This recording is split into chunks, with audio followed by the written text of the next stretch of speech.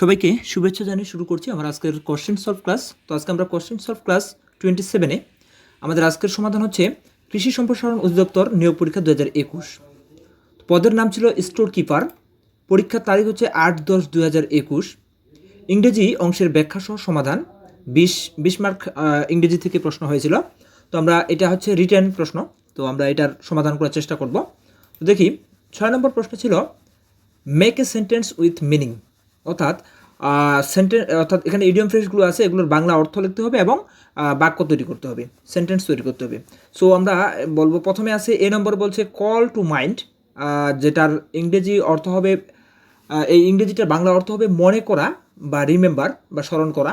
তো সেদিক থেকে আমরা এটার রাইট অ্যান্সার বা এটা আমরা সেন্টেন্স, কারেক্ট সেন্টেন্স তৈরি করতে পারি, can you call to mind the names of the boys, অর্থাৎ can you call to mind the names of the boys, এটি হচ্ছে সঠিক সেন্টেন্স। বি নম্বর বলছে পিওর টু মানে হচ্ছে পূর্বী।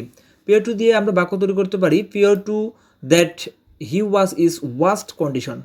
ওকে, এটা হচ্ছে right sentence, make a sentence. Okay, তো তারপর বলছে ডগ ডে মানে হচ্ছে সবচেয়ে গরমের দিন, এটার সেন্টেন্স হবে are you going to meet before the dog days. আচ্ছা, এটা হচ্ছে এই প্রশ্নের অ্যান্সার। আর ডি নম্বরে বলছে র্যাঙ্ক অ্যান্ড ফাইলস মানে হচ্ছে সাধারণ লোক, বলছে we should pay attention to the rank and file of the country, এটি হচ্ছে রাইট সেন্টেন্স। আর পরে হচ্ছে এই নম্বরে বলছে ইন এডিশন টু মানে ছাড়াও, যার বাংলা অর্থ হচ্ছে ছাড়াও, তো এটার এডিশন টু পোয়েম পিওর। আর রাইট সেন্টেন্স হবে he has to do the duties of an accountant in addition to peon. Okay, অর্থাৎ এটি হচ্ছে রাইট সেন্টেন্স। 7 নম্বর প্রশ্ন ছিল fill in the blanks with appropriate preposition, অর্থাৎ প্রেপোজিশনের শূন্যস্থান। 1 নম্বরে ছিল I am not bad gap tennis, অর্থাৎ কোনোখানে দক্ষতা না থাকলে বা দক্ষতার পরে গুড এট বা ব্যাট এট হয় দক্ষতার দিক থেকে, তো সেদিক থেকে আমরা বলতে পারি I am not bad at tennis, আমি টেনিসে খারাপ না। ওকে, সেই ক্ষেত্রে আমরা এটকে রাইট অ্যান্সার বলবো। আর 2 নম্বর বলছে what are it's gap irons away with irons, মানে আয়রন শুদ্ধ খাওয়া আর কি পানিটা।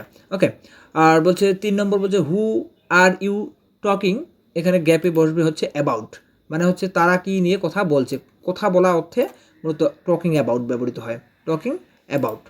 ওকে, 4 নম্বরে বলছে the man diet gap over eating from over eating, অতিরিক্ত খেয়ে যদি মারা যায় তাহলে ডায়েটের পরে ফ্রম হয়। ওকে, ফ্রম ওভার ইটিং, বেশি খেয়ে মারা গেছে। ওকে, আর 5 নম্বরে বলছে she has cut gave her budget, সে তার বাজেট কমিয়েছে, তো সেই ক্ষেত্রে আমরা কাট ডাউন বলতে পারি, কাট ডাউন মানে হচ্ছে কমা, কমিয়ে আনা আর কি, কাট ডাউন।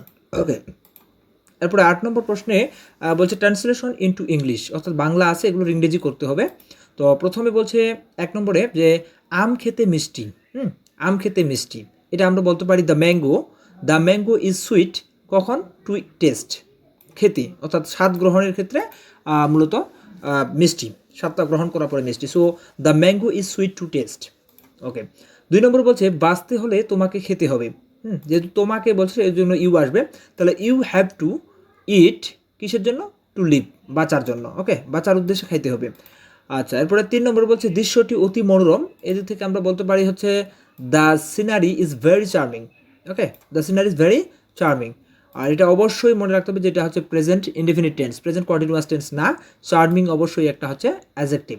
ওকে, ভেরিটা অ্যাডভার্ব, এখানে এটা অ্যাডজেক্টিভ। অনেকে মনে করে যে ইস এর পরে যেহেতু চার্মিং আইএনজি যোগ করা আছে তাহলে এটা প্রেজেন্ট কন্টিনিউয়াস, আসলে এটা প্রেজেন্ট কন্টিনিউয়াস নয়। ওকে, 4 নম্বর বলছে সদরঘাট ঢাকার দক্ষিণে, the Sadarghat is to the south of Dhaka, the Sadarghat is to the south of Dhaka, ঢাকার দক্ষিণে অবস্থিত।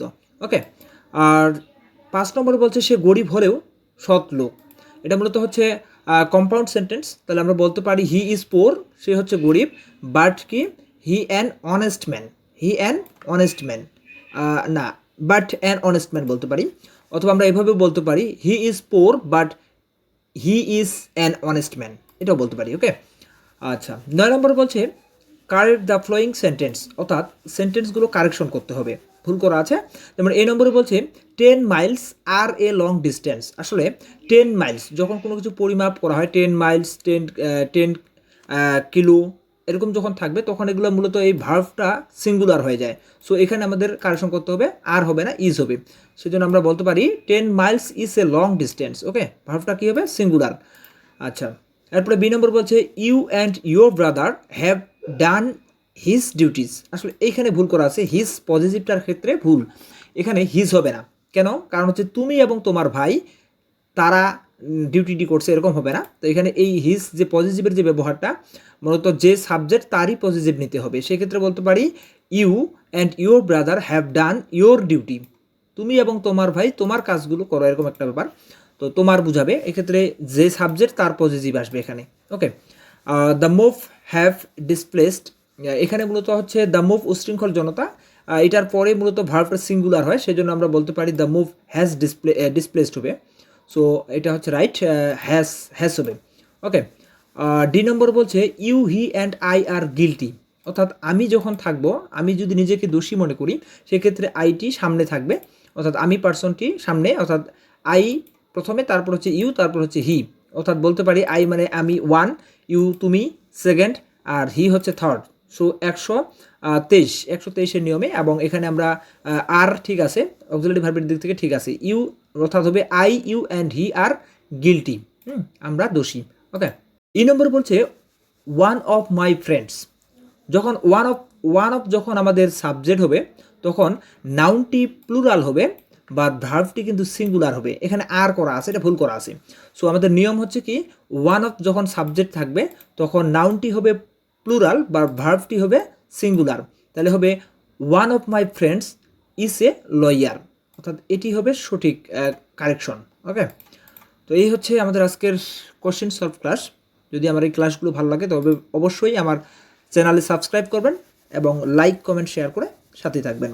তো পরবর্তী সলভ ক্লাস দেখার আমন্ত্রণ জানিয়ে এখানে শেষ করছি। সবাইকে ধন্যবাদ।